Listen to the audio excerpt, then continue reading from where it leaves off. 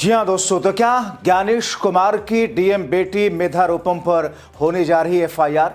क्या कोर्ट लेने जा रहा बड़ा एक्शन? अब तक कौन बचा रहा था ज्ञानेश की बेटी मेधा को? युवराज मौत कांड में बड़ा अपडेट। स्वागत है आप सभी का। आप देख रहे हैं द राजनीति का विशेष सेगमेंट खबर और विश्लेषण। मैं हूं जबार Khan.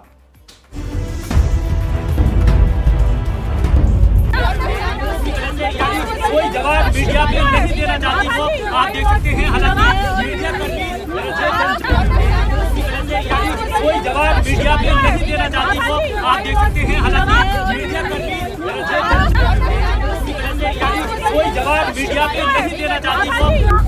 People want to know that what actually happened. Ma'am, please. During the first respondent DDMA, why DDMA was not there? What happens on this? So Noida DM, why was not there? जवाब तो दीजिए। आप 4 दिन बाद spot पर आइए। ऐसा नहीं हो सकता कि आप जवाब नहीं देंगी। जवाब तो दीजिए। आप 4 दिन बाद स्पॉट पर आइए। ऐसा नहीं हो सकता कि आप। दोस्तों, ये मेधा रूपम है, नोएडा यानी कि गौतम बुद्ध नगर की डीएम, 2014 बैच के आईएएस अधिकारी और मुख्य चुनाव आयुक्त ज्ञानेश कुमार की बेटी मेधा रूपम, जो नोएडा में युवराज की मौत पर स्पॉट पर 4 दिनों तक नहीं गई। 4 दिन के बाद जब गई तो सवाल उठे, आप क्यों नहीं आई? कुछ तो बोलिए। आप डिस्ट्रिक्ट डिजास्टर मैनेजमेंट अथॉरिटी के मुखिया हैं। ऐसे हादसों में आपके विभाग की जिम्मेदारी बनती है। आप क्यों नहीं आई? मगर मेधा रूपम अपने कार में बैठती हैं, कार का शीशा बंद करती हैं, निकल जाती हैं। कोई दूसरा अफसर होता तो अब तक नप चुका होता, जैसे योगी साहब ने नोएडा अथॉरिटी के सीईओ को नाप दिया।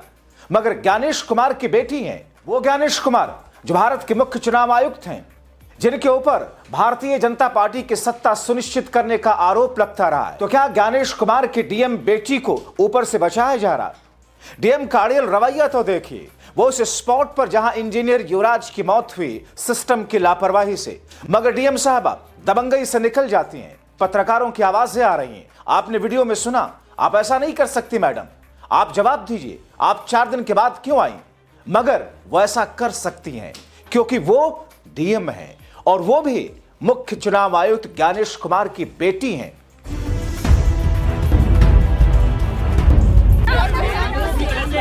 कोई जवाब मीडिया को नहीं देना चाहती हो, आप देख सकते हैं। हालांकि मीडिया कर्मी कोई जवाब मीडिया को नहीं देना चाहती हो, आप देख सकते हैं। हालांकि मीडिया कर्मी कोई जवाब मीडिया को नहीं देना चाहती हो।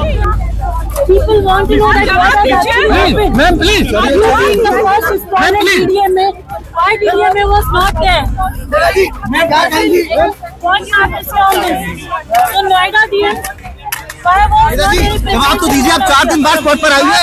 ऐसा नहीं हो सकता कि आप जवाब नहीं देंगी। जवाब तो दीजिए। आप 4 दिन बाद स्पॉट पर आइए। ऐसा नहीं हो सकता कि आप। तो दोस्तों, अब डीएम महोदया को कौन बचा रहा है? योगी जी, शाह जी, या फिर पूरा सरकार और सिस्टम? एक 27 वर्षीय इंजीनियर मौत के आगोश में समा गया और स्पॉट पर मौजूद सरकारी कर्मचारी, पुलिस, एनडीआरएफ, प्रशासन तमाशबीन बना रहा। मगर नहीं आई तो नोएडा के डीएम मेधा रूपम, जो कि डिस्ट्रिक्ट डिजास्टर्स अथॉरिटी के मुखिया भी हैं, जिला कलेक्टर होने के साथ साथ वो न पहुंची, न उनका विभाग करीब 2.25 घंटे तक उस युवराज को बचाने के लिए आगे बढ़ा। जबकि दोस्तों, जिस बिल्डर ने जिस तरीके से उस बिल्डिंग के लिए गड्ढा खोदा था, जो करीब 60 से 70 फीट का था, अथॉरिटी और डिजास्टर्स मैनेजमेंट ने उस पर ध्यान नहीं दिया। यह सब तो डीएम को देखना चाहिए था। मगर डीएम तो पहुंची ही नहीं स्पॉट पर 4 दिन के बाद।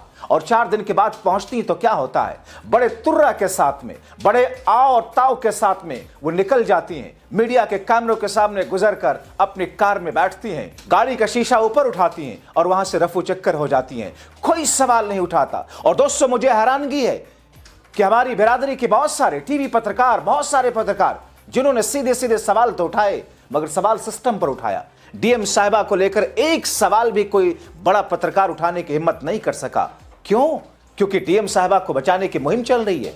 अब कहा जा रहा है कि एसआईटी का गठन हो चुका है। इस बीच एक वीडियो जो सारी पोल खो रहा है, एक डिलीवरी बॉय जिसने हिम्मत करके पानी में उतरा, मगर तब तक देर हो चुकी थी। मगर पुलिस, प्रशासन, एनडीआरएफ सब ठंडे पानी के कारण बचाने के लिए आगे नहीं बढ़ सके।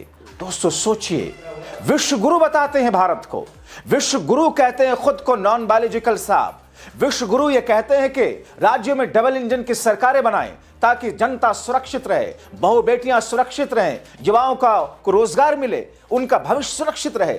मगर जब एक युवा, एक 27 वर्षीय इंजीनियर मौत के आगोश में समा रहा था, 2 घंटे तक नाकारा और निकम्मा सिस्टम वहां खड़ा रहा क्योंकि पानी ठंडा था।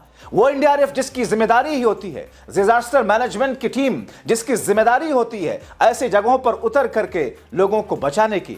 मगर क्या हुआ? सिस्टम की गफलत, सिस्टम के नाकारापन और एक निकम्मे और नाकारा डीएम के भेंट चढ़ गया। कोई भी उसे बचाने के लिए नहीं दागा। लास्ट जब मैं फ्लिपकार्ट में काम करता हूँ तो मैं 1:45 में मेरा ऑर्डर बाजा ली ग्राउंड का, तो मैं यहाँ तो मैं देखता हूँ तो वो जो है ड्रामे कर रहे थे कि ठंडा पानी है, इसमें सरिया है, हमारे लग जाएगी।